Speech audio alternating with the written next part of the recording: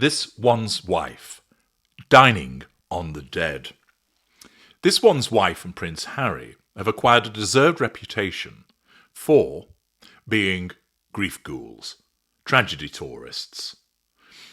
This One's Wife does this because it enables her to leverage tragedy for the purposes of the pursuit of the prime aims. She has no problem doing this because she has no emotional empathy. She has no problem doing this because she has no sense of accountability. She has no problem doing this because she has a sense of entitlement. Essentially, her narcissism gives her the green light to utilize tragedy to her advantage. It causes her to believe that she's doing the right thing, the decent thing, the kind thing, which enables her to assert control over the people there when she visits and over the world at large as a consequence of reportage of the event. It enables her to draw fuel by way of people's responses in terms of, oh, isn't she lovely? Isn't she kind? What a good thing that she's doing. It allows her to access the residual benefit in terms of the utilisation of charity donations and the management of the facade. Harry similarly engages in this behaviour. He doesn't pursue the prime aims like his wife, but nevertheless he does it because, first of all, it's owing to the fact that his wife controls much of what he does so that he goes along with it. He's a dimwit, and he is rather self-absorbed himself. And whilst, again, he has been brought up on a diet of attending events, of charitable work and philanthropic work, so it's second nature to him, what he's fallen into the trap of is that it's now being used to promote an image and rehabilitate him PR-wise because he has been convinced of the necessity of doing so. Therefore, something that he readily did because he believed in the cause itself has been corrupted as a consequence of his association with this One's Wife, so that his narcissistic trait of pride and his narcissistic trait of showcasing cause him to engage in this behaviour sometimes alongside his wife and also in his own right. And we have an example of that as Sophia Papamavrudi writes in the Express.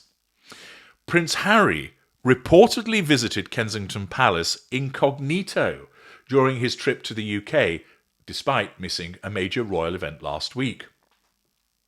The Duke of Sussex returned to his home country for 4 days, as reported previously, carrying out a series of engagements related to his charities and patronages. He even met with his father, King Charles, at Clarence House last Wednesday, before leaving the country the next day.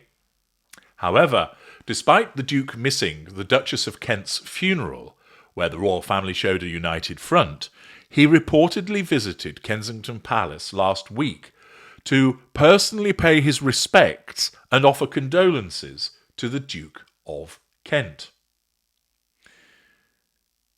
A source close to the Duke told Hello magazine that he would have loved to have seen more people in England, but stressed that his schedule was tight.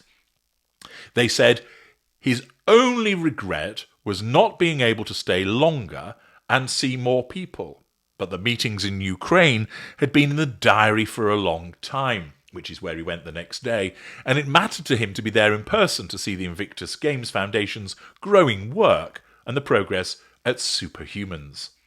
The source added, the whole trip felt like a real success for everyone involved. His passion for his patronages and the causes he cares about hasn't dimmed one bit.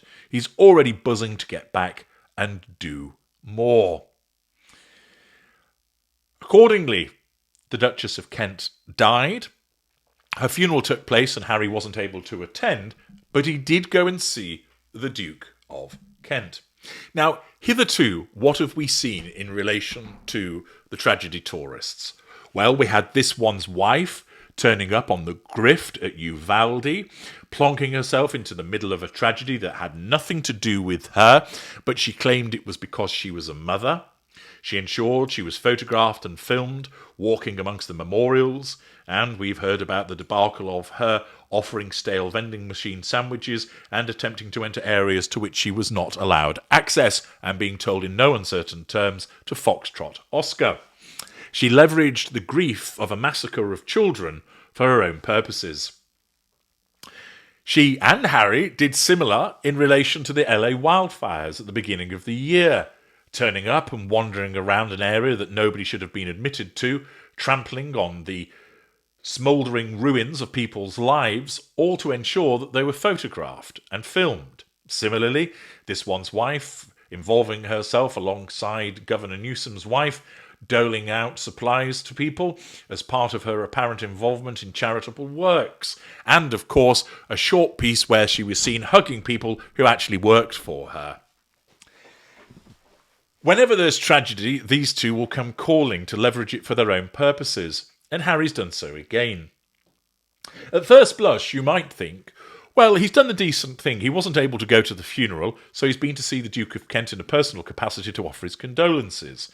And on the face of it, that is decent behaviour. It's the right thing to do in relation to somebody who is grieving and is a member of the royal family. So go and do it privately, and keep it private. But as we know, with everything to do with the gruesome twosome, we have to find out about it. For this one's wife, for the pursuit of the prime aims, for Harry, in order to try and engender decent PR. And thus, anything decent that he has done in respect of going to see the grieving Duke of Kent immediately becomes undone by the fact that it ends up in the papers. Yes, and there's only one place that it's going to come from. The Duke of Kent isn't going to bother his backside to leak it. He's probably thinking, ugh, I had to suffer this clown visiting, that's bad enough. I don't want to advertise the fact that he turned up. He's not going to leak it. It'll have come from Harry's camp. And it's being done in order to demonstrate that he is such a good person. But immediately, by ensuring that there are eyes upon what he has done, he has undone the good work that might hitherto have been done if he'd have kept it quiet.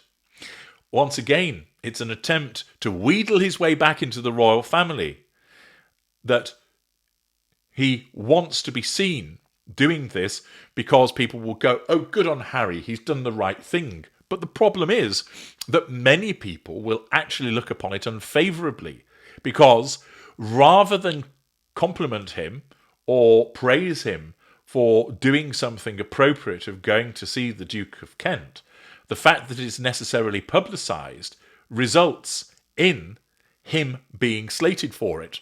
And it shows what a clown he is.